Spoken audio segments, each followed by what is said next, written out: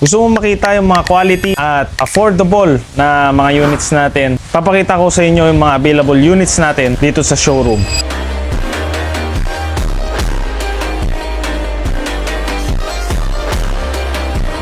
2020 Toyota Fortuner V, automatic yan. Nakuha natin yan sa first owner. Na-transfer na yan dito sa Region 2. Tapos itong mga available na Innova natin, 2018 hanggang 2021, yan ang mga available na models ng ating mga Toyota Innova. E-variant, G-variant at V-variant, meron tayo niyang mga bossing. Meron din tayong pick-up, 2013 na Toyota Hilux G manual. Maaari nyo akong i-message sa aking TikTok o sa aking Facebook if may hanap kang unit or itong number ko na to.